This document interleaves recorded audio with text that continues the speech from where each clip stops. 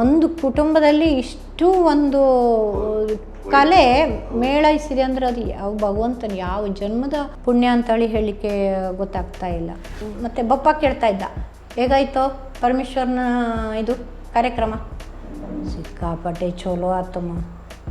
ನೀನು ಪರಮೇಶ್ವರ ಹೇಳಿದ ಕೂಡ ಹಾಗೆಲ್ಲ ಹೊಗಳೋಳಿಲ್ಲೇ, ಹೇಗಾಯಿತು ಹೇಳೋದನ್ನು ಸರಿ ಹೇಳು, ತಪ್ಪಿದ್ರೆ ತಪ್ಪು, ಸರಿಯಾಗಿ ಒಳ್ಳೇದಾಗಲಿಲ್ಲ ಅಂದ್ರೆ ಒಳ್ಳೇದಾಗಲಿಲ್ಲ ಹೇಳು. ಏನು ಪರಮೇಶ್ವರ ಹಾಡ್ದ ಅಂದ್ಕೂಡ ಹೊಗಳ್ಬೇಕಂತೇಳಿಲ್ಲ. ಪ್ರೀತಿ ಕರುಣೆ ಸ್ನೇಹ ಮರುಕ ಇವೇ ನಮ್ಮ ದೇವರು.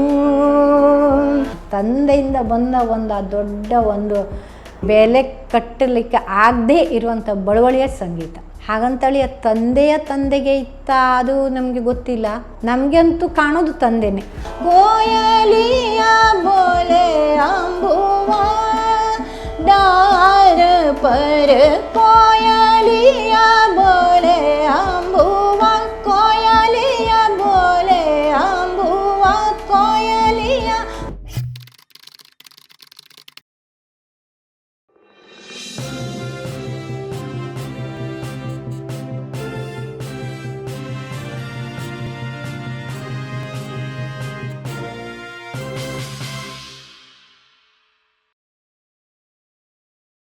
ಮತ್ತು ನನ್ನ ದೊಡ್ಡ ಅಣ್ಣಂದು ಏನು ಹೇಳಬೇಕು ಸರ್ ದೊಡ್ಡ ಅಣ್ಣನ ಬಗ್ಗೆ? ದೊಡ್ಡ ಅಣ್ಣಂದು ಏನು ಹೇಳಬೇಕು ಗೊತ್ತಾಗ್ತಾ ಇಲ್ಲ. ಯಾಕೆ ಹೇಳಿದರೆ ನಾವು ಎಷ್ಟು ಕೇಳಿ ಆಸ್ವಾದಿಸಿದ್ದೇವೆ ಅಂದರೆ ಅಷ್ಟು ಸ್ವಲ್ಪ ನಮಗೆ ಮಧ್ಯದಲ್ಲಿ ಒಂದು ಸ್ವಲ್ಪ ಇದಾಯಿತು, ಗ್ಯಾಪ್ ಆಯಿತು. ಆದರೆ ಆವಾಗೆಲ್ಲ ಇದಿತ್ತು, ಟೇಪ್ ರೆಕಾರ್ಡ್ ಮಾಡ್ಕೊಂಡು ಬಂತು. ಹಾಗೆ ಅದರಲ್ಲಿ ರೆಕಾರ್ಡ್ ಮಾಡಿ ತೊಗೊಂಡ್ಬಂದು ಅದನ್ನು ಕೇಳ್ತಾ ಇದ್ವಿ ನಾವು. ಇದು ಏನು ಅದೇ ಮೈಯೆಲ್ಲ ಒಂಥರ ಜುಮ್ ಆಗ್ತದೆ. ಆವಾಗಿನ ಅಣ್ಣನ ಅದು ಆ ಸಂಗೀತದ ಇದು ಆ ಶೈಲಿ ಆ ಇದು ಅದು ಆ ಮುಳುಗೋದು ಅದು ಎಂಥದ್ದು ಅದು ಅದು ಹೇಗೆ ಗೊತ್ತಿಲ್ಲ ಸರ್. ಅದು ಯಾವ ಭಗವಂತನ ಕೃಪೆಯ ಈ ಒಂದು ಕುಟುಂಬದಲ್ಲಿ ಇಷ್ಟು ಒಂದು ಕಲೆ ಮೇಳೈಸಿದೆ ಅಂದರೆ ಅದು ಯಾವ ಭಗವಂತನ ಯಾವ ಜನ್ಮದ ಪುಣ್ಯ ಅಂತೇಳಿ ಹೇಳಲಿಕ್ಕೆ ಗೊತ್ತಾಗ್ತಾ ಇಲ್ಲ. ಹಾಗೆ ಇನ್ನೊಂದು ಅಂದರೆ ಸರ್, ಇನ್ನೊಂದು ನನ್ನ ತಂದೆದು ಹೇಳುವಾಗ ಅಂದರೆ ಈಗ ಮಕ್ಕಳು ಹೇಳಿ ಅವನು ಮೇಲೆ ಕೂರಿಸೋದಿಲ್ಲ.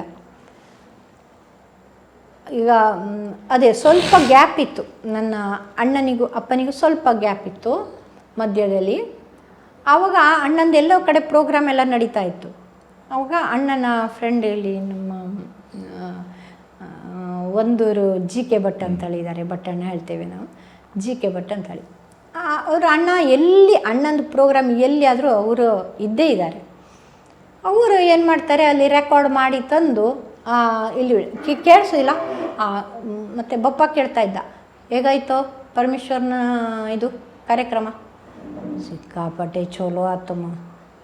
ನೀನು ಪರಮೇಶ್ವರ ಹೇಳಿದ ಕೂಡ ಹಾಗೆಲ್ಲ ಹೊಗಳೋಳಿಲ್ಲೇ ಹೇಳ್ಕೊಂಡು ಅವನಿಗೆ ಹೇಳ್ತಾ ಇದ್ದೆ, ಹೇಗಾಯಿತು ಹೇಳೋದನ್ನು ಸರಿ ಹೇಳು, ತಪ್ಪಿದ್ರೆ ತಪ್ಪು, ಸರಿಯಾಗಿ ಒಳ್ಳೇದಾಗಲಿಲ್ಲ ಅಂದ್ರೆ ಒಳ್ಳೇದಾಗಲಿಲ್ಲ ಹೇಳು.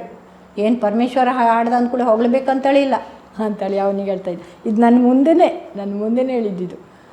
ಹಾಗೆ ಅಂದರೆ ಮಕ್ಕಳು ಒಳ್ಳೇದಾದರೆ ಒಳ್ಳೆಯದು, ಕೆಟ್ಟದಾದ್ರೆ ಕೆಟ್ಟದ್ದು. ಅದನ್ನು ಇದು ಈಗ ಬಂದವ್ರ ಎದುರಿಗೆ ಎಲ್ಲ ಹೊಗಳಿಕೆನೇ ಇರ್ತದೆ ಅಂತ ಹೇಳಿ ಅಲ್ಲ, ಕೆಟ್ಟದಾದ್ರೂ ಬಂದವ್ರ ಎದುರೇ ಇದು ಸರಿ ಇಲ್ಲ. ಎಷ್ಟದು ಅದೇ ನನ್ನ ಅಣ್ಣ ನಾಟಕದಲ್ಲಿ ಪಾತ್ರ ಮಾಡ್ತಾರೆ, ಅಣ್ಣಂದು ತಪ್ಪಿದ್ರೆ ಇಲ್ಲ ಅಲ್ಲಿಯೇ, ಮತ್ತು ಎಲ್ರಿಗೆ ಹೇಗೆ ಹಾಗೆ ಅಣ್ಣನಿಗೂ ಅದೇ ಹಾಗೆ. ಆ ಬಪ್ಪಂದು ಅದೊಂದು ಯಾವ ತಾರತಮ್ಯ ಇಲ್ಲ. ಬೇಕಿದ್ದರೆ ಏನು ಗಾದೆ ಹೇಳ್ತಾರಲ್ಲ, ಊರಿಗೆ ಉಪಕಾರಿ ಮನೆಗೆ ಮಾರಿ, ಆ ಥರ ಮನೆಯವರನ್ನೇ ಸ್ವಲ್ಪ ಕೆಳಗೆ ಹಾಕಿ ಊರಿನ ಬೇರೆಯವರನ್ನೇ ಮೇಲೆ ಮಾಡುವ ಅದು ಬೇಕಾದರೂ ಇತ್ತು. ಬಿಟ್ಟರೆ ಮನೆಯವರನ್ನು ಹೊತ್ಕೊಂಡು ಇದು ಮಾಡಿದ್ದು ಇಲ್ವೇ ಇಲ್ಲ. ಹಾಗೆ ಶ್ರೀಧರ್ನು ಚೆನ್ನಾಗಿ ಆಡ್ತಾನಲ್ಲ. ಈಗ ಅಣ್ಣನ ಹತ್ರನೇ ಕಲಿತಾ ಇದ್ದಾನೆ.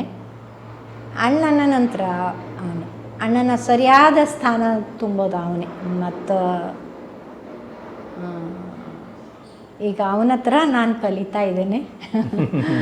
ಕಲಿಕೆಗೆ ಯಾವುದೇ ಏಜ್ ಇಲ್ಲ, ಮಿತಿ ಇಲ್ಲ ಅಂತ ಈಗ ಪರಮೇಶ್ವರ ಹತ್ರ ಹೌದು ಹೌದು ಅವರು ಕಲಿತಾ ಇದ್ದಾರೆ ನನಗೆ. ಅಂದರೆ ಫಸ್ಟ್ ಅದೇ ನನ್ನ ನಾಗವಣಿಕನ ಹತ್ರ ಇದು ಮಾಡಿಕೊಂಡೆ. ಈಗ ಸ್ವಲ್ಪ ಅವ್ರಿಗೆ ಪಾಪ ಆರೋಗ್ಯದಲ್ಲಿ ಇದಾಗ್ತಾ ಇದೆ, ಅಷ್ಟು ಇದಿಲ್ಲ, ಸ್ಟ್ಯಾಮಿನಾ ಇಲ್ಲ ಹೇಳ್ಕೊಡೋಷ್ಟು ಇದಾಗ್ತಾ ಇದೆ.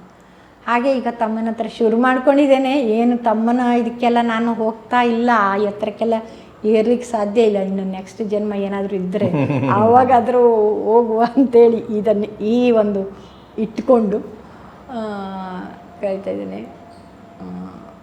ಅವನು ಹಾಗೆ ಅವನದ್ದು ಹಾಗೆ ಕ್ಲಾಸ್ ಎಲ್ಲ ಮಾಡ್ತಾನೆ, ಈಗ ಇದೆಲ್ಲ ಮಾಡ್ತಾನೆ, ಶಿಬಿರ ಮಾಡ್ತಾನೆ. ಅದೇನು ಆ ತಂದೆಯಿಂದ ಬಂದ ಒಂದು ಆ ದೊಡ್ಡ ಒಂದು ಏನು ಬೆಲೆ ಕಟ್ಟಲಿಕ್ಕೆ ಆಗದೆ ಇರುವಂಥ ಬಳುವಳಿಯ ಸಂಗೀತ.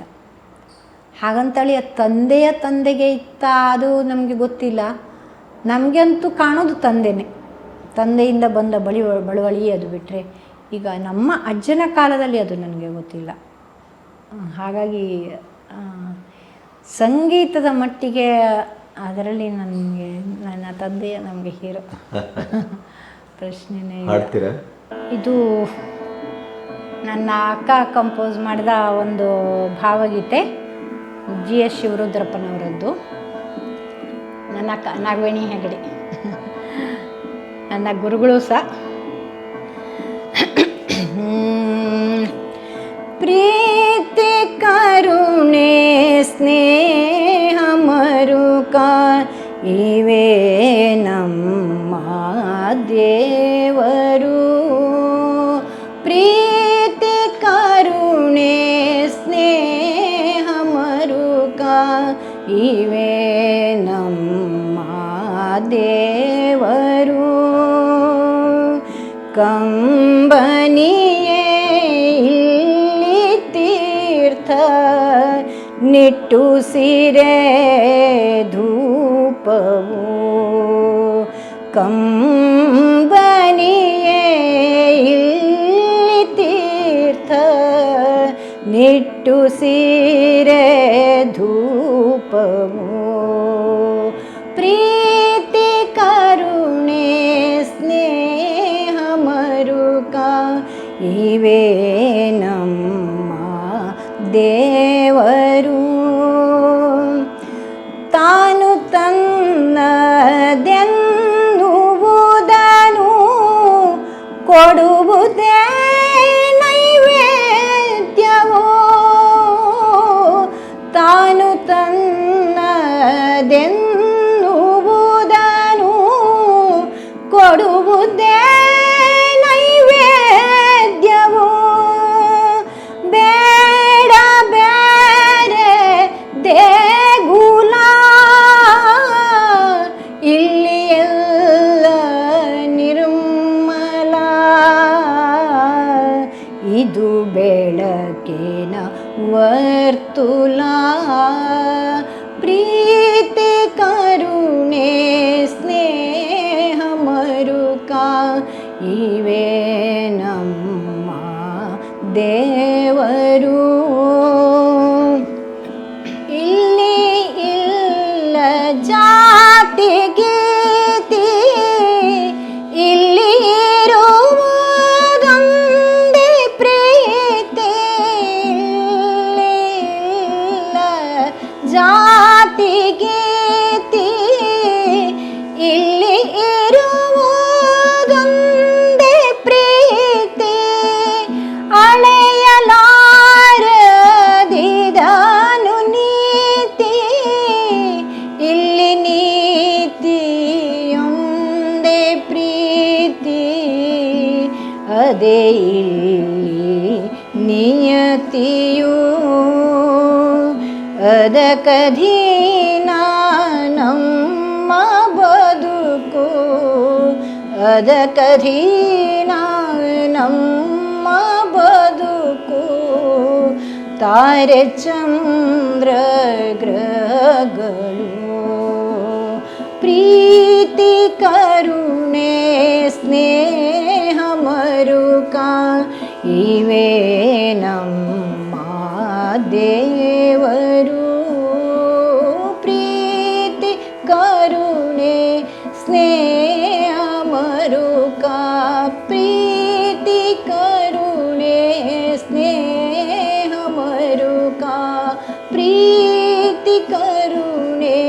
ಸ್ನೇಹ ಮರುಕ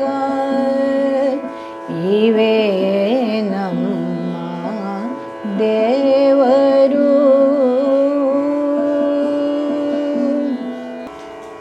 ಇದು ನನ್ನ ತಾಯಿಯವರು ಲಾಸ್ಟ್ ಸ್ಟೇಜ್ ಸಾಯೋ ಹಿಂದಿನ ದಿವಸ ಒಂದು 2 ದಿವಸ ಮೊದಲೇ ನಾವು ಬಹುಶಃ ಮಲಗಿದಲ್ಲೇ ಆವಾಗ ನನ್ನ ದೊಡ್ಡಣ್ಣ ಕೇಳ್ದ. ದೊಡ್ಡಣ್ಣ ಸುಮಾರು ಪಾಪ ರಾಗದ್ದೆಲ್ಲ ಹಾಡ್ತಾ ಇದ್ದ ಆಯಿ ಮುಂದೆ. ಆವಾಗ ದೊಡ್ಡಣ್ಣ ಹೇಳ್ದ, ಮಾಲ್ಕಂಸದ್ದು ಆಯಿ ಮಾಲ್ಕಂಸದ್ದೆಲ್ಲ ನೆನಪಿದ್ದಾನೆ ನೋಡು ಹೇಳ್ಕೊಂಡು ಅಣ್ಣ ಒಂದು ಇದು ಚೋಟಕ್ಯಾಲ್ ಒಂದು ಹಾಡ್ಲಿಕ್ಕೆ ಶುರು ಮಾಡಿ. ಅಣ್ಣ ಹಾಡ್ಲಿಕ್ಕೆ ಶುರು ಮಾಡಿದ ಕೂಡಲೇ ಆಯಿ ಹಾಡ್ಲಿಕ್ಕೆ ಶುರು ಮಾಡಿಬಿಟ್ರು. ಸಾಯಲಿಕ್ಕೆ ಹಿಂದಿನ ದಿವಸನ 2 ದಿವಸ ಒಂದೇ ದಿವಸ ಅದೇ ದಿನ ಸಾಯ್ದು. ಸಾಯೋ ದಿವಸವೇ ಹೌದು, ಬೆಳಿಗ್ಗೆ ರಾತ್ರಿ ಜೀವ ಹೋಗಿದ್ದು. ಆವಾಗ ಈ ಮಾಲ್ಕಂಸಿದು ಚೋಟಕ್ಯಾಲ್ ಹಾಡಿದ್ದಾರೆ ನನ್ನ ಆಯಿ ಅಮ್ಮ. ಹಾಗೆ ಅದರದ್ದು ಒಂದು ಚೋಟಕ್ಯಾಲ್ ನಾನು ಹಾಡಿ.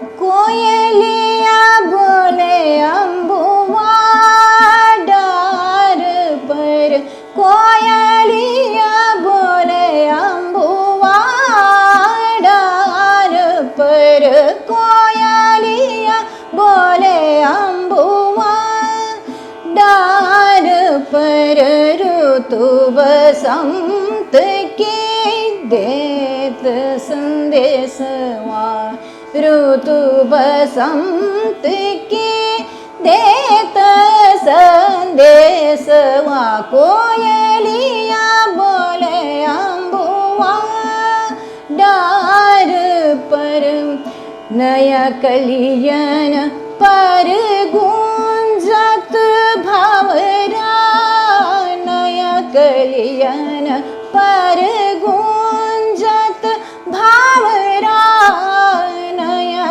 कलियन पर गूंजत भंवरा, उनके संग करत रंग रलिया, उनके संग करत रंग रलिया, यही बसंत की देत संदेशवा, यही बसंत की देत संदेशवा, कोयलिया बोले अम्बुआ डार पर, कोयलिया बोले अम्बुआ, कोयलिया बोले अम्बुआ, कोयलिया बोले अम्बुआ डार पर।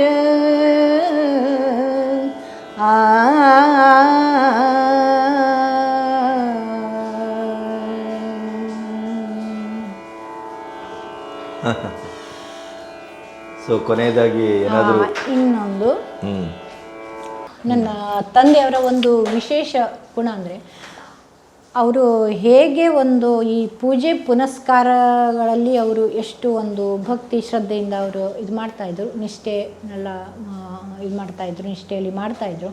ಹಾಗೆ ಅವರು ಹೊಸದನ್ನು ಕೂಡ ಅಷ್ಟೇ ಸ್ವೀಕಾರ ಮಾಡ್ತಾಯಿದ್ರು. ಈಗ ಅವರು ಯಾವಾಗಲೂ ಹಾಕ್ಕೊಳ್ಳೋದು ವೈಟೇ. ಅವರು ಒಂದು ಈ ಲೈಟ್ ಪಿಂಕ್ ಕೂಡ ಹಾಕಿದವರಲ್ಲ, ಅಂದರೆ ವೈಟಿಗೆ ಹತ್ತಿರದ್ದು ಯಾವುದು ಹಾಕಿದವರಲ್ಲ, ವೈಟೇ ಅವರು ಹಾಕೋದು. ಆದರೆ ಅವರಿಗೆ ಅಂದರೆ ಆವಾಗೆಲ್ಲ ನಾವು ಸಣ್ಣ ಇರುವಾಗ ಅಂದರೆ ಚೂಡಿದಾರ್ ಅಂದರೆ ಈ ಪಂಜಾಬಿ ಡ್ರೆಸ್ ಅಂತೇಳಿ ಬರ್ತಾಯಿತ್ತು. ನನಗೆ ತಿಳಿದಿರುವಾಗೆ ಅಂದರೆ ನಮ್ಮ ಊರಲ್ಲಿ ಅದು ಹಳ್ಳಿ, ಆವಾಗ ಬಹುಶಃ ನಾವೇ ಫಸ್ಟ್ ಟೈಮ್ ಪಂಜಾಬಿ ಡ್ರೆಸ್ ಹಾಕಿದ್ದು ಅಂತ ಕಾಣ್ತದೆ. ನನಗೆ ಇನ್ನೂ ನೆನಪಿದೆ, ನಾನು ಸಣ್ಣ ಎಷ್ಟನೇ ಕ್ಲಾಸ್ ನೆನಪಿಲ್ಲ. ಆವಾಗ ನನ್ನ ಅಣ್ಣನ ನನ್ನ ಗೋಪು ಅಣ್ಣನ ಒಟ್ಟಿಗೆ ಹೋಗಿ ನಾನು ಹೊನ್ನಾವರಕ್ಕೆ ಹೋಗಿ ಪಂಜಾಬಿ ಡ್ರೆಸ್ ತೊಗೊಂಡು ಬಂದು ಯಾವುದೋ ಒಂದು ಫಂಕ್ಷನಿಗೆ ಹೋಗಲಿಕ್ಕೆ ಬೇಕಾಗಿ. ಅವಾಗೆಲ್ಲ ಅವ್ರು ಖುಷಿ ಪಡ್ತಾಯಿದ್ರು, ನೋಡಿ ಪ್ಯಾಂಟೆಲ್ಲ ಹಾಕೊಂಡು ನೋಡಿ ಹೆಂಗೆ ಅಂದರೆ ಅವ್ರದ್ದು ಅದೊಂಥರ ಆ ಹೊಸ್ತನ ಯಾವುದೇ ಆಗಲಿ ಹೊಸ್ತನ ಅವ್ರದ್ದು ಖುಷಿಯಿಂದ ಸ್ವೀಕಾರ ಮಾಡ್ತಾಯಿದ್ರು.